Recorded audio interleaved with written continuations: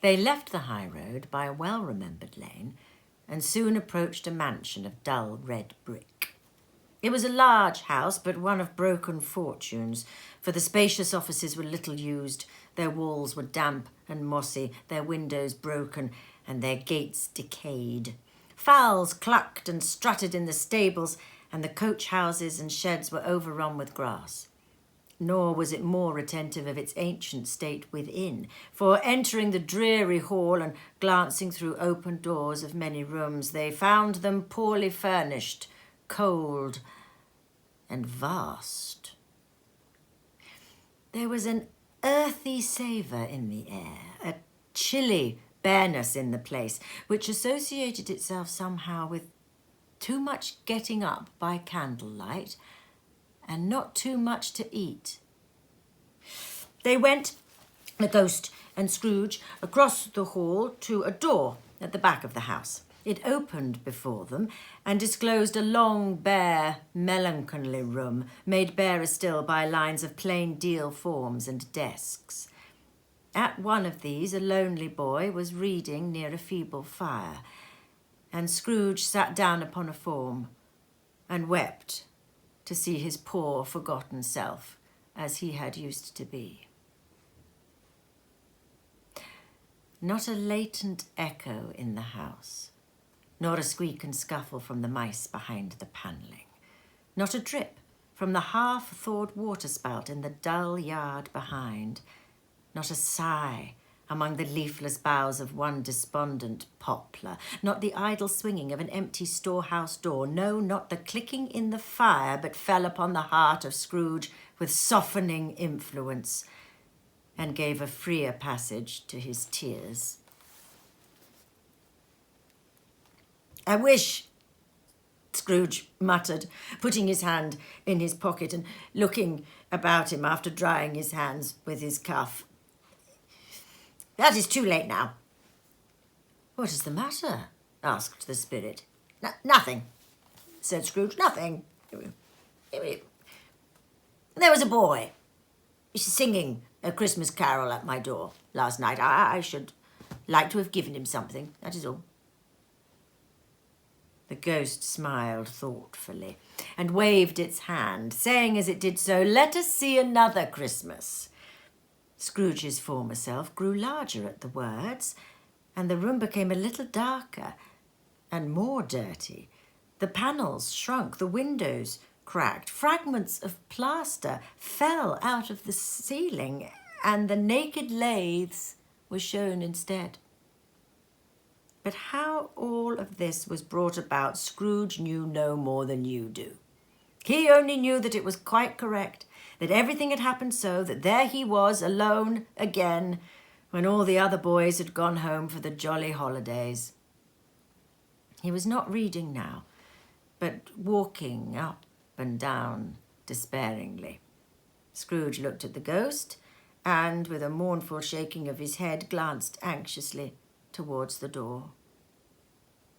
It opened, and a little girl, much younger than the boy, came darting in, and putting her arms about his neck and often kissing him, addressed him as her dear, dear brother.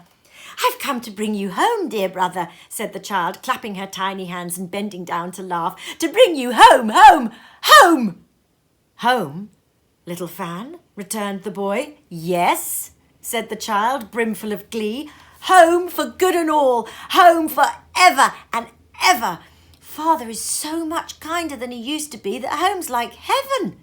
He spoke so gently to me one dear night when I was going to bed that I was not afraid to ask him once more if you might come home, and he said, yes, you should. And he sent me in a coach to bring you. And you're to be a man," said the child, opening her eyes. "And you're never to come back here. But first, we're to be together all Christmas long and have the merriest time in all the world." "You are quite a woman, little Fan," exclaimed the boy. She clapped her hands and laughed and tried to touch his head, but being too little, laughed again and stood on tiptoe to embrace him. And then she began to drag him in her childish eagerness towards the door, and he, nothing loath to go, accompanied her. A terrible voice in the hall cried, "Bring down Master Scrooge's box there." And in the hall appeared the schoolmaster himself, who glared on Master Scrooge with a ferocious condescension, and then threw him into a dreadful state of mind by shaking hands with him. He then conveyed him and his sister into the veriest old well of a shivering best parlour that ever was seen. Here he produced a decanter of curiously light wine and a block of curiously heavy cake, and administered instalments of those dainties to the young people, at the same time sending out a meagre servant to offer a glass of something to the post-boy, who answered that he thanked the gentleman, but if it was the same tap as he'd tasted before, he'd rather not. Master Scrooge's trunk being by this time tied to the top of the chaise, the children bade the schoolmaster good-bye right willingly, and, getting into it, drove gaily down the garden sweep, the quick wheels dashing the hoar frost and snow from off the dark greens of the evergreens like spray. "Always a delicate creature, whom a breath might have withered," said the ghost, "but she had a large heart." "So she had," cried Scrooge. "You are right. I will not gainsay it, spirit, God forbid." "She died a woman," said the ghost, "and had, as I think, children." "One child," Scrooge returned. "True," said the ghost, "your nephew." Scrooge seemed uneasy in his mind and answered briefly, "Yes." Although they had but that moment left the school behind them, they were now in the busy thoroughfares of a city, where shadowy passengers passed and repassed, where shadowy carts and coaches battled for the way, and all the strife and tumult of a real city were. It was made plain enough by the dressing of the shops that here, too, it was Christmas time again, but it was evening, and the streets were lighted up. The ghost stopped at a certain warehouse door and asked Scrooge if he knew it. "Know it?" said Scrooge. "Was I apprenticed here?" They went in. At the sight of an old gentleman in a Welsh wig, sitting behind such a high desk that if he had been 2 inches taller he must have knocked his head against the ceiling, Scrooge cried in great excitement, "Why, it's old Fezziwig! Bless his heart, it's Fezziwig alive again!" Old Fezziwig laid down his pen, looked up at the clock, which pointed to the hour of 7, rubbed his hands, adjusted his capacious waistcoat, laughed all over himself, from his shoes to his organ of benevolence, and called out in a comfortable, oily, rich, fat, jovial voice, "Yo-ho there! Ebenezer! Dick!" Scrooge's former self, now grown a young man, came briskly in, accompanied by his fellow prentice. "It's Dick Wilkins, to be sure," said Scrooge to the ghost. "Just bless me, there he is. He was very much attached to me, was Dick. Oh, yes, poor Dick. Oh, dear. Yo-ho, my boys," said Fezziwig. "No more work tonight. Christmas Eve, Dick. Christmas, Ebenezer. Let's have the shutters up," cried old Fezziwig with a sharp clap of his hands, "before a man can say Jack Robinson." You wouldn't believe how those two fellows went at it. They charged into the street with the shutters. 1, 2, 3, had 'em up in their places. 4, 5, 6, barred 'em and pinned 'em. 7, 8, 9, and came back before you could have got to 12, panting like racehorses. "Hilly-ho!" cried old Fezziwig, skipping down from the high desk with wonderful agility. "Clear away, my lads. Let's have lots of room here. Hilly-ho, Dick. Chirrup, Ebenezer." Clear away. There was nothing they wouldn't have cleared away or couldn't have cleared away with old Fezziwig looking on. It was done in a minute. Every movable was packed off as if it was dismissed from public life for evermore. The floor was swept and watered. The lamps were trimmed. Fuel was heaped upon the fire, and the warehouse was as snug and warm and dry and bright a ballroom as you would desire to see upon a winter's night. In came a fiddler with a music book and went up to the lofty desk and made an orchestra of it and tuned like 50 stomachaches. In came Mrs. Fezziwig, one vast, substantial smile. In came the 3 Miss Fezziwigs, beaming and lovable. In came the 6 young followers whose hearts they broke. In came all the young men and women employed in the business. In came the housemaid with her cousin the baker. In came the cook with her brother's particular friend the milkman. In came the boy from over the way who was suspected of not having board enough from his master, trying to hide himself behind the girl from next door but one who was proved to have had her ears pulled by her mistress. In they all came, one after another, some shyly, some boldly, some gracefully, some awkwardly, some pushing, some pulling. In they all came anyhow and everyhow. Away they all went. 20 couple at once, hands half round and back again the other way, down the middle and up again, round and round in various stages of affectionate grouping. Old top couple always turning up in the wrong place. New top couple starting off again as soon as they got there. All top couples at last and not a bottom one to help them. When this result was brought about, old Fezziwig, clapping his hands to stop the dance, cried out, "Well done!"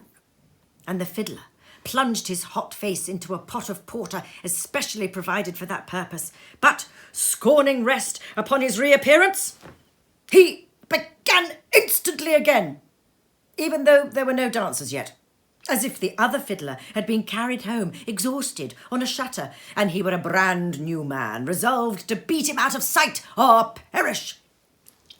There were more dances, and there were forfeits, and there were more dances, and there was cake, and there was a great piece of cold roast, and there was a great piece of cold boiled, and there were mince pies and plenty of beer.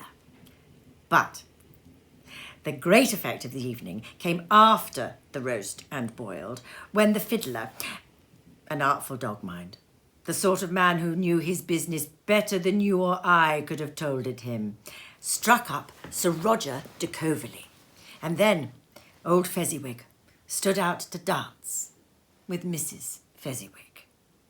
Top couple, too, with a good stiff piece of work cut out for them. 3 or 4 and 20 pair of partners. People who were not to be trifled with. People who would dance and had no notion of walking. But if there had been twice as many, 4 times, old Fezziwig would have been a match for him, and so would Mrs. Fezziwig. As to her, she was worthy to be his partner in every sense of the term. If that's not high praise, tell me higher, and I'll use it.